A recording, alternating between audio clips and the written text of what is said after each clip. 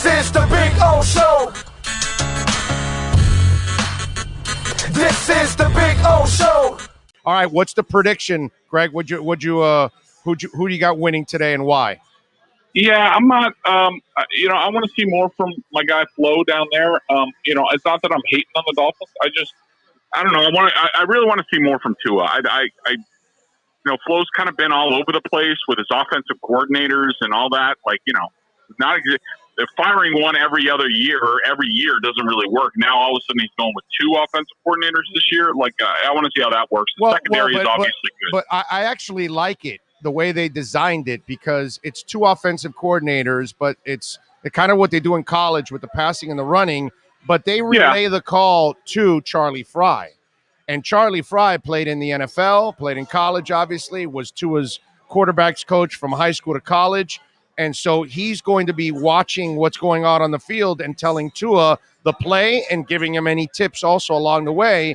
So I like it because it's funneled to a quarterback, and then a quarterback is talking to another quarterback. And I think it's actually well thought out by Flores. Instead of having two guys talking amongst each other, then relaying it to him, he doesn't hear those guys. He only hears from Charlie Fry. I like that. I think it makes a lot of sense if you're going to do it that way.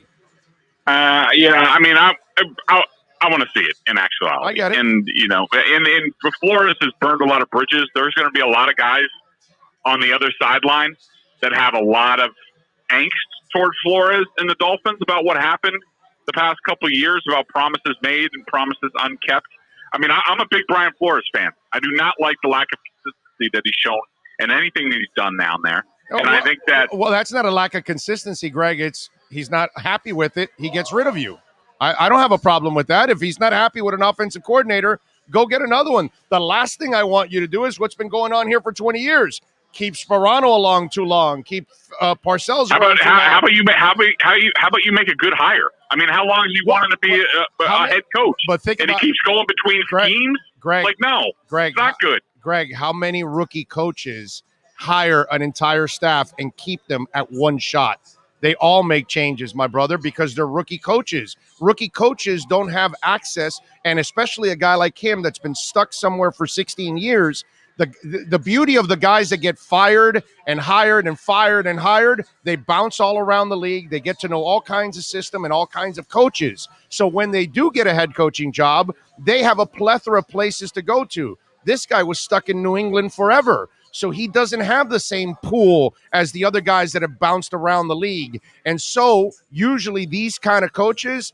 That's an excuse. No, that's You're making reality. Excuses for him. He could have. He's not stuck in New England. He's at the Senior Bowl. He's other places. Come on, Big O. He could have done his homework. He obviously didn't, and he looks like he's scattershot. He looks like he's scattershot in everything he does.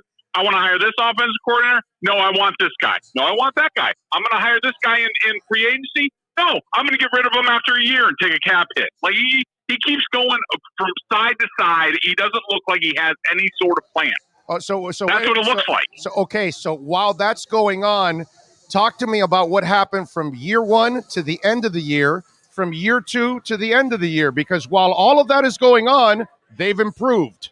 They were a better team in the second half of the season. In the first year, where he had all young guys and no talent practically, his best player was out in X, and he went 5-4 on the back end after going 0-7. So if you don't lose your team after 0-7, you must be a hell of a coach. And then the next year, he also goes 10-6 now that nobody picked him to win 10 games. He's gone 2-2 against Belichick.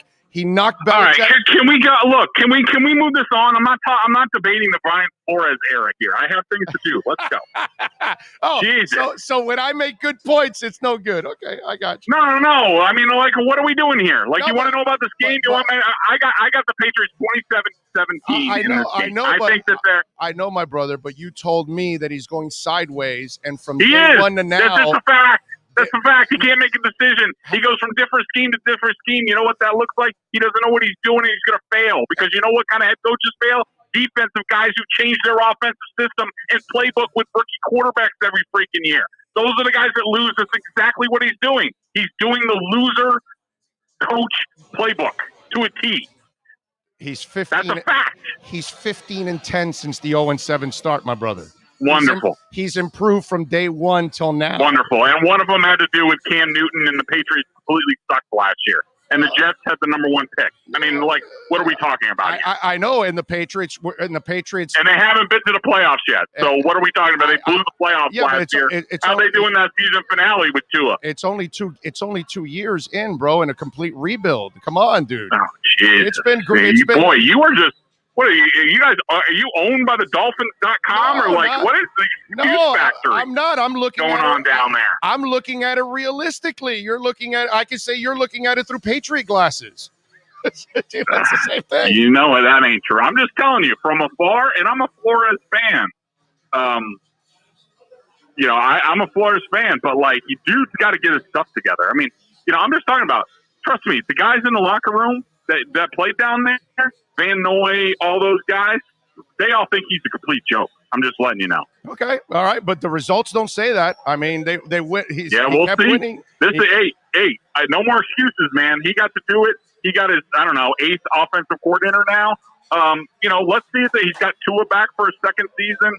Well, he shoved a bunch of people out the door. No excuses for them not to make the playoffs this year. Correct? Exactly, and that's what I was going to say. I'll have you back on towards the end of the season when they're in the playoffs, and we'll talk about it. Okay. All right. Yep. Wonderful. Have me on when they don't make it, too. And when if they don't make it, cigars on me. If they do make it, cigars on you. All right. All right? All right? Yep. Much love, my brother. I appreciate you. Hey, you too, buddy. Take it easy. Okay, see you. There you go. The great Greg Bedard. That's it. He's off the bandwagon. He's definitely hating. He's hating all the way. See, but that...